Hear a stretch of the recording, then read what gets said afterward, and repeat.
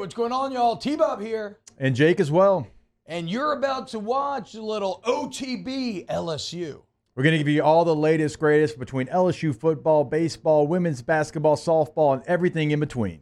Bottom line, if you want to talk Tigers, keep it locked, subscribe, like it. Miller Moss named as the starting quarterback for USC. And I don't know what spurred this today, but I was just thinking about this, dude. Maybe this is a bit of my Los Angelino hate coming through. But I've spent a lot of times hanging out with people in Los Angeles, and the fellas are fine. It's a lot of nice people. But ultimately, a soft people, if we're being fair.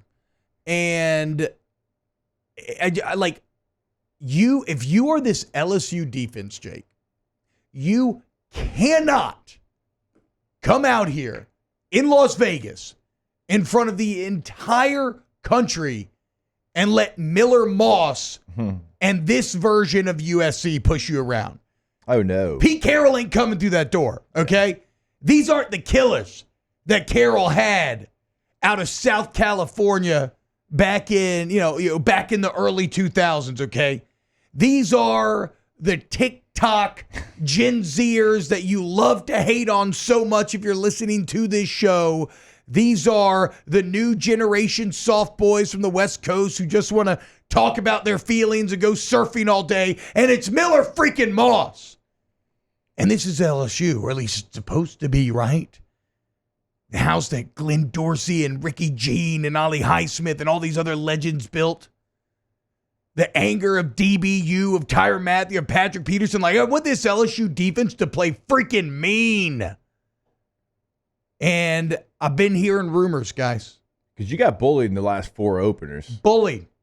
Even by some soft-ass Gen Z TikTokers, even though that UCLA team probably less because they had, they were Baby actually, Gronk and they ran power and stuff. Chip Kelly. But. You even let the air raid push you around. Yeah. Pathetic. So, yeah, you might make mistakes. You might give up some big plays, but I want them to feel you. I want Miller Moss to be hurting by the end of the night. I want you to assert physical dominance. And like I said, I've been hearing rumors about USC, guys. Rumors that leadership thinks Lincoln Riley's gone. That the relationship has become a bit tenuous. That Lincoln seems checked out. That Lincoln is trying to get to the NFL. There's a growing belief this may be his last year in Los Angeles. However, that all changes if you let them go win this game. Like right now, Lincoln Riley and USC, they're like a fighter that's a little wobbly on his feet. They're a little dazed. They're on the edge of losing.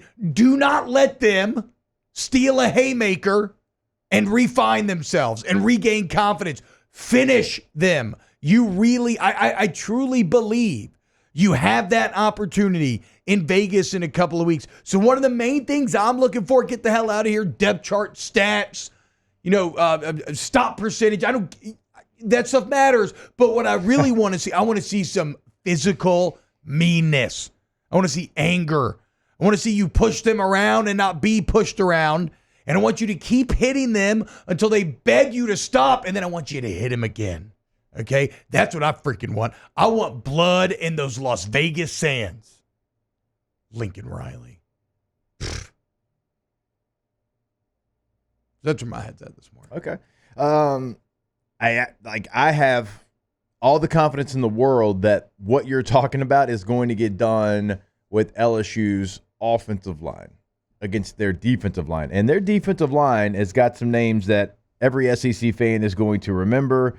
We've talked a lot about Bear Alexander on this show because, well, he plays defensive tackle. 2 years ago, you still needed one of those. You were looking for help even 2 years ago. He decides to go to USC. He did not do a whole lot a year ago. They also have Anthony Lucas coming over, edge rusher. SEC fans will know that name as well. But still, how did he do last year?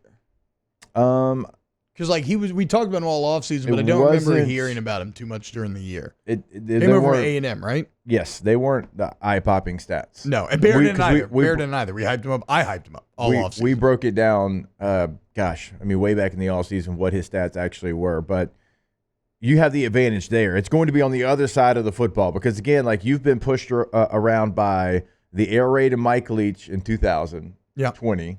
Yep. You got pushed around in 2021 by UCLA and the 17 counters that they ran. That you got really pushed around there. You just got run over. The last 2 years, you got pushed around by Florida State. All right? You've been pushed around by 3 different programs 4 different times. And so I am right there with you. And because one side of the ball, we feel like they do have it figured out. Can the defensive front and can the front 7, because it's not just the 4 down line, it's going to be those linebackers as well. Can you stand tall against this USC offense? Because you absolutely should. Well, and hey, corners, are you ready to play man? It feels like LSU secondary's been wandering the desert looking for anybody who is willing to play man coverage. You just haven't been able to. What does Corey Raymond want to do? He wants to play man coverage. And there's nothing more intimidating and nothing could set up Blake Baker's ability to manufacture matchups better than you being able to play some lockdown man D. So we've heard a lot about Zachariah Branch, and people keep talking and talking and talking. He had 31 catches for 320 yards, 10 yards per catch, and 2 touchdowns last year. Yeah. This is a player that they continue to highlight time and time again about why USC has one of the best receiver rooms in the country, okay? I've watched the tape. You can have some advantages there. Don't just headline read. Like, do a deep dive into what they actually have. You have some advantages if you go out there and you play with that confidence. Now, Deuce Robinson's going to be a mismatch. I mean, he's a tight end body that's going to be playing receiver. He's there traded as green. Yeah. It's kind of what he looks like. He is, in my opinion, going to give you the most trouble of those USC receivers. You have to be able to handle him because he does create a mismatch. And, look, you've had a good look at somebody that looks like him, that's a tight end, that can play receiver, that has basketball-type skills, can high point the ball. That's going to be the one guy that I think you have to get stopped because when you look, there's no – like Marshawn Lloyd's not there at running back. Marshawn Lloyd's a bowling ball, okay? He's not there anymore. Woody Marks is going to be their starting running back. Woody Marks is a good player, but he comes from the air raid, Mississippi State, where he caught 1,000 footballs, okay? That is his biggest strength. He is not a big guy. He is 5'9", 202, okay? So, again, like they don't have a big 225-pound back like is giving you trouble, certainly against UCLA and against Florida State the last 2 years. Like, you have some advantages in here.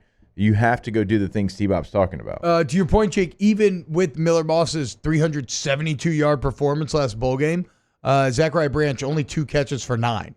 Yeah. Deuce Robinson, 1 catch, 44-yard touchdown. Jacoby Lane, 3 for 60. Mekhi Lemon, 2 for 75. Taj Washington, 7 for 99 and 2 tuds.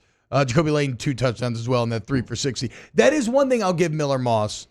An impressive amount of receivers caught the ball in that bowl game. I mean, 1, 2, 3, 4, 5, 6, 7, 8, 9, 10 different receivers catching balls. He's got more confident throughout the offseason. Miller Moss has. I mean, again, this is Lincoln Riley, the quarterback whisperer. It is a great, and in Miller Moss, you have kind of even a Garrett Nussmeier parallel, a guy who's stuck around, a guy who's always loved USC. He stuck around, he bided his time, and now his opportunity is here. It's a great test for this LSU defense early on. And again, there's going to be mistakes. It's not going to be perfect, but can you physically win? Because you should. If you allow yourself to be beat up by the USC Trojans and that brittle Lincoln Riley culture, I would be as disappointed with that as anything else that could happen. Like, even if you won the game and that happened, I would still be disappointed. So here's to hoping that this defense can man up, bow up, and get ready to fight a little bit. Wow, Jake, what incredible takes. I mean, those guys, they're just the best. I think so. And if you think so, again, hit the like button, subscribe, ring the bell so you get notifications when we post every single day here on OTB LSU.